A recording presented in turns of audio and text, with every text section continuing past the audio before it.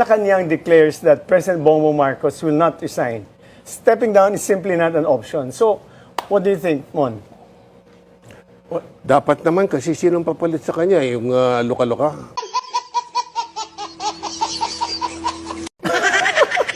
Bakit naman luka-luka?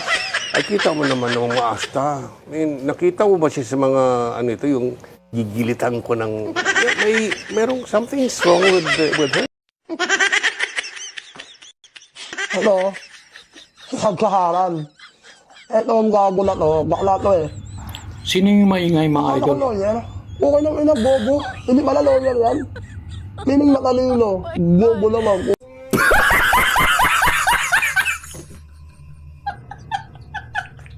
Yan ang ina mo, kakalasin. Mo, natutulog ako.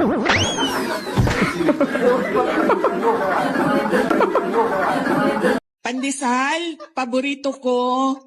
Ang pinaka-paborito ko na palaman is yung cheese whiz, tapos yung daing, bulad sa Bisaya. Boneless na siya, tinatanggal ko siya sa sa mga buto.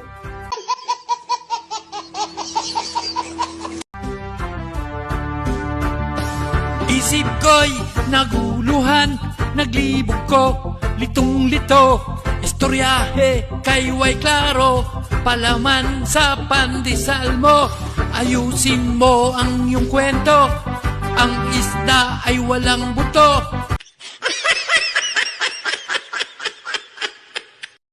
Kung ang tinutukoy mo ay fishbone, tinik sa Tagalog yun. Try mo kayang subukan, mas masarap itong palaman. Kapag nilubog mo sa cheese whiz, boneless at brainless na dilis.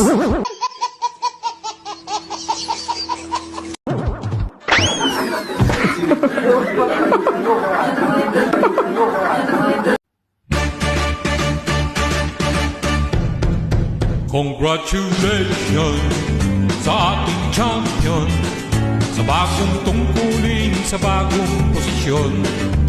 Ang MMDA magle-level up na, sapagkat siya na ang magiging boss nila. Etong mga kamoting dilis tumatawa, dating chief PNP, yan lang daw ang bagsak niya. Pero ito ang hindi nila nakikita, ang serbisyong ikabubuti ng bansa. Nice. El palibhasa ay mga dilis, kung may utak man yan ay napakatiis. At dahil brainless, wala nang pag-asa, dahil habang buhay na nga silang tanga.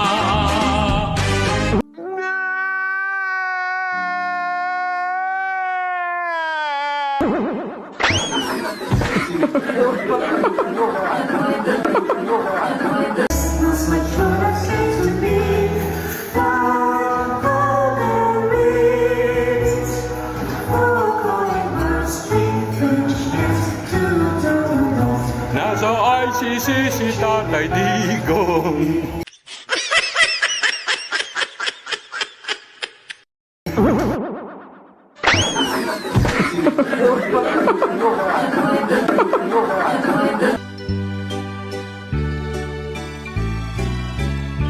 Nagdiriwang ang mga dilis sa survey ng SWS.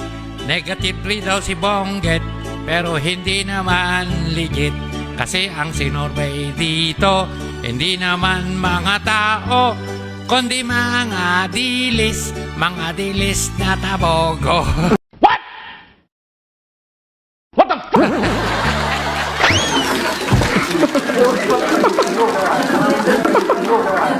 Sabi mo, yung mga bill ng kuryente matatanggal. Yung ano na lang, kuryente na lang. Divert yun.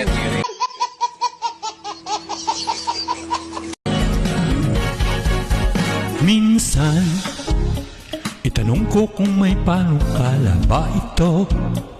Kung kasali nga ba sa budget ang pondo na pang-abono sa tukay na pangako, patapos na ang budget hearing, paano na yan? E di meron na naman siyang ikakatwiran, kaya hindi maaprobahan. Kasi wala sa batas yan. Hindi ko akalain na mabubudol niya mga dilis na tanga.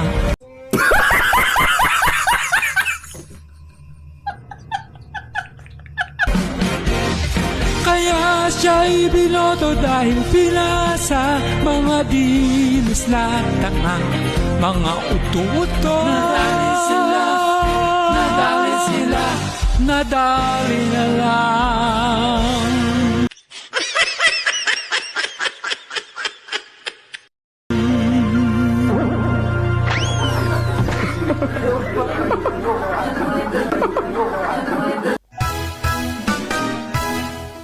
Mga dilis na malala, palala ng palala, mas lalong lumalala ang mga sayang nila. Mga dilis na malala, palala ng palala, buhay pa ang tatay nila, pero bakit may puntod na?